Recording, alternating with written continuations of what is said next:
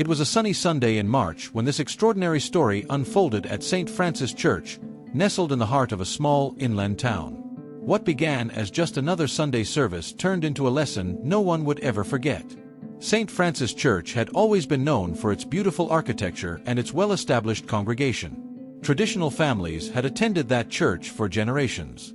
On that particular Sunday, as usual, people arrived impeccably dressed. Men in suits and ties, women in their finest dresses, children looking like little angels. Mrs. Mercedes, a 68-year-old woman and one of the oldest members of the congregation, took her usual seat in the third row. She wore a navy blue outfit she'd bought especially for church occasions. Beside her sat the Rodriguez couple, he, a local businessman, she, a retired teacher. Everyone was chatting animatedly about the church's upcoming June festival. Young Deacon Paul, just 24, was particularly proud that day. He'd recently been promoted to coordinate the welcoming of congregants and wanted to impress the pastor with his dedication. He straightened ties impeccably, greeted each family with a beaming smile, and made sure everything was in perfect order. It was exactly 9:47 a.m. when the heavy wooden church door slowly creaked open. The sound echoed through the temple, causing a few heads to turn and see who was arriving.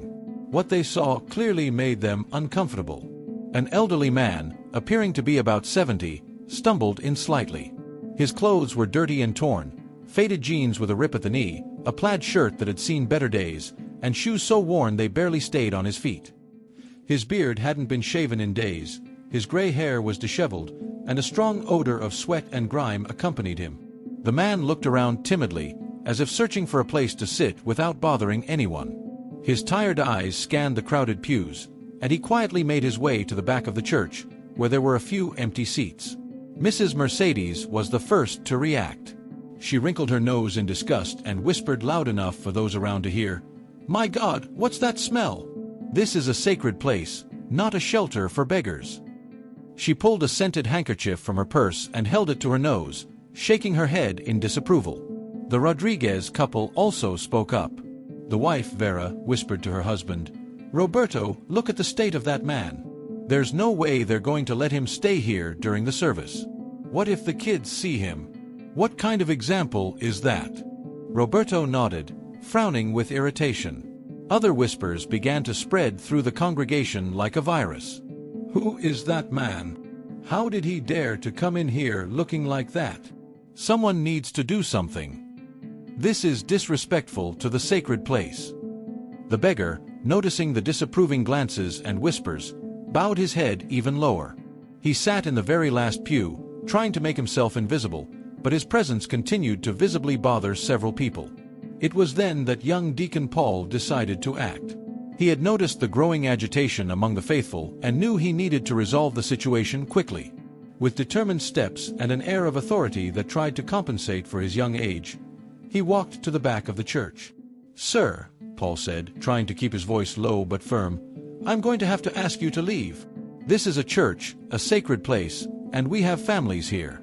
You're disturbing the faithful with your appearance and odor." He paused, looking around to make sure others approved of his actions. "Perhaps you can find help in the central square, or at the support house on the other side of town." The beggar slowly lifted his eyes to the young deacon. There was sadness in those eyes, but also a strange serenity. "I just wanted to attend the service," he said in a hoarse but polite voice. "I'm sorry, sir, but it's not possible," Paul insisted, now speaking a little louder, which made more people pay attention to the conversation. "I cannot allow you to stay here in these conditions. It's a matter of respect for the other members of the congregation." Some congregants began to openly agree. "That's right, Paul," Mrs. Mercedes said loudly. "We can't allow this kind of thing here." Others nodded in approval, as if relieved that someone had finally taken action. The beggar was silent for a few seconds that felt like an eternity. Then, slowly, he stood up from the pew. His legs trembled slightly, as if carrying his own weight was a considerable effort. "I understand," he simply said, and began to walk towards the exit. As he walked down the church's central aisle, there was complete silence. Some people turned their faces away, others stared at him with a mix of pity and relief. Small children quietly asked their mothers who that man was, and were quickly hushed. The old man was just a few feet from the door when something extraordinary happened.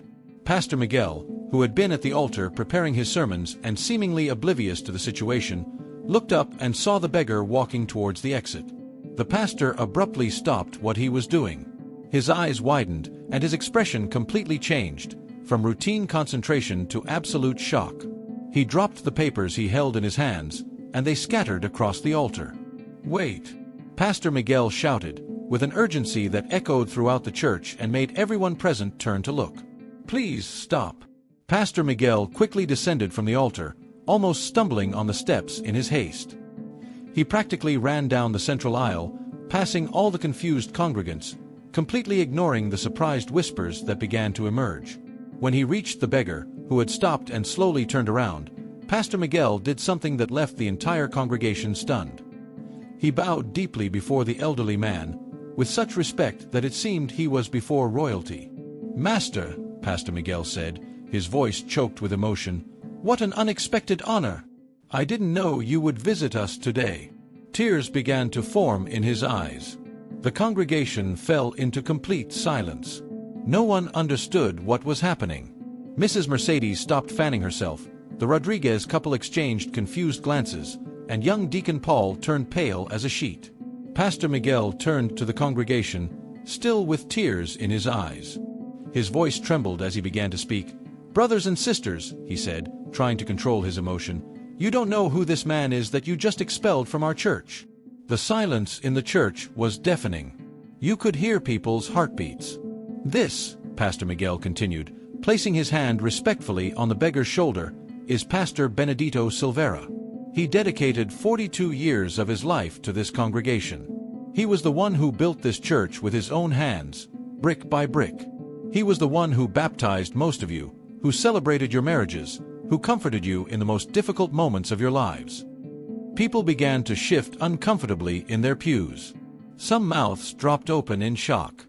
"Pastor Benedito retired 6 months ago," Pastor Miguel continued, "and moved to a small town in the countryside, where he lives simply, donating almost everything he has to those most in need. He told me he would visit us one day, but he wanted to do it anonymously, to see the true face of our congregation." Mrs. Mercedes began to tremble. She remembered how rude she had been, how she had complained about the smell, how she had treated that man as if he were trash. "And you," Pastor Miguel said, his voice now stronger and laden with disappointment, "you expelled him. You expelled the man who dedicated his entire life to you, who sacrificed his youth, his health, his own family to care for your souls." Young Deacon Paul was visibly trembling. His legs were weak, and he had to lean on a pew to keep from falling. The realization of what he had done hit him like a punch to the gut. "When Jesus said, 'I was a stranger and you welcomed me,'" Pastor Miguel continued, "he wasn't speaking metaphorically. He was teaching us exactly that we should welcome everyone, regardless of their appearance, their social condition, how they smell, or how they dress." Pastor Benedito, the beggar, finally spoke. His voice, though hoarse, carried a gentle authority that immediately comforted some and shamed others. "My dear children," he said, "I didn't come here to judge you or to make you feel bad. I came because I wanted to know if the teachings I shared with you all these years truly remained in your hearts." He paused, looking around the church, his eyes stopping on each ashamed face. "The truth is, you disappointed me today," he said gently, but firmly. "Not because you didn't recognize me, that was expected. But because, when you saw someone in need, someone different from you, someone who didn't fit your standards, your first reaction was rejection." Mrs. Mercedes began to cry openly. Tears streamed down her cheeks as she remembered every cruel word she had spoken. "For 42 years," Pastor Benedito continued, "I tried to teach you that Christ's love has no conditions. That charity doesn't just choose the clean and well-dressed. That compassion doesn't first look at outward appearance before acting." The Rodriguez couple had their heads bowed, unable to look at the pastor who had married them 25 years earlier.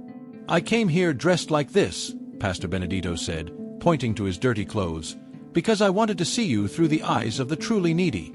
I wanted to know if you would differentiate between a well-dressed pastor and a hungry beggar." He slowly walked back to the altar, and the entire congregation followed him with their eyes. When he reached the pulpit, he turned to them again. "The issue isn't that you didn't recognize me," he he said.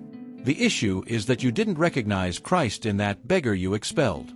Because every time we reject someone who needs us, we are rejecting Jesus." The silence in the church was profound. Some people began to sob quietly. "But I didn't come here to condemn you," Pastor Benedito continued, his voice becoming warmer. "I came to remind you that there's still time. There's still time for you to learn to love unconditionally. There's still time for you to become the people Christ called you to be." It was then that something beautiful began to happen. One by one, people started to rise from their pews. First, it was an elderly woman from the first row, then a young mother with her baby, then a middle-aged man. Mrs. Mercedes was one of the first to approach the altar. She walked with difficulty, her legs trembling with shame and emotion. When she stood before Pastor Benedito, she knelt. "Pastor," she managed to say between sobs, "forgive me. Forgive me for being so cruel, so cold. You baptized me when I was 12 years old. You held my hand when my husband died." How cold uno treat you like that?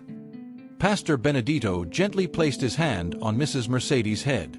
"You are forgiven, my daughter," he said. "But more important than my forgiveness is that you learned something today. And I hope you carry that lesson with you for the rest of your life." Next, it was young Deacon Paul's turn. He was crying so hard he could barely speak. "Pastor Benedito," he managed to say, "I am the worst of all. I should have been the first to welcome you, and I was the first to reject you. How can I continue to serve God after what I've done?" Pastor Benedito smiled gently at the young man. "Paul," he said, "you are young and still learning. The fact that you are here, repentant, shows that you have a good heart. Use this experience to become a better, more compassionate leader." One by one, the families approached. The Rodriguez couple asked for forgiveness for their thoughts and words. Parents explained to their young children what had happened, turning that moment into a life lesson they would never forget. Pastor Benedito embraced each person, offered words of comfort and forgiveness, and reminded everyone that what mattered was not the mistake they had made, but what they would do from that point forward. When everyone had approached and asked for forgiveness, Pastor Benedito returned to the pulpit. He didn't give a traditional sermon that Sunday. Instead, he told stories of people he had met over the years, people who had been rejected by society but possessed hearts of gold. He spoke about Maria, a woman who lived on the streets and always shared her only meal of the day with abandoned dogs. About Joao, a mentally disabled man whom everyone avoided, but who prayed every day for every person who passed him in the square. About Anna, an ex-convict whom no one wanted to hire, but who became the most dedicated elderly caregiver in the city. These people, Pastor Benedito said, are the true saints among us.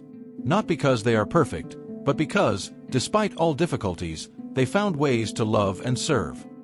He ended his message with a proposal. "From today on, I want you to make a commitment to me and to yourselves.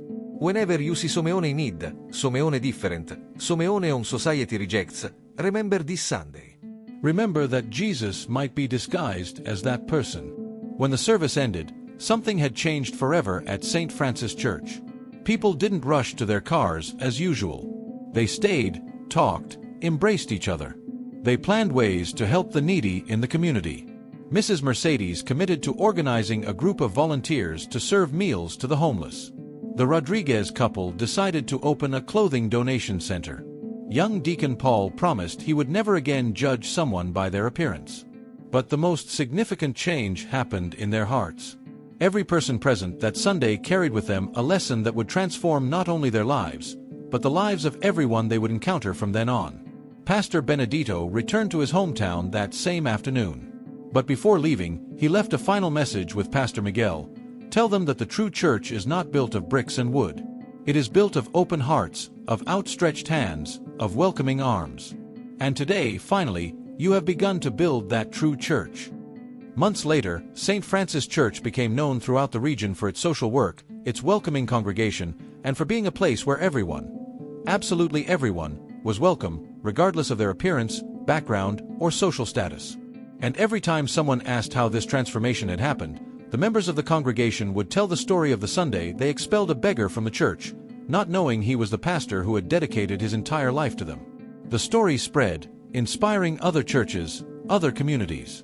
Because sometimes, It takes a moment of profound humiliation to learn the most important lessons of our lives. And sometimes, the greatest teachers come disguised as precisely those we would most easily reject.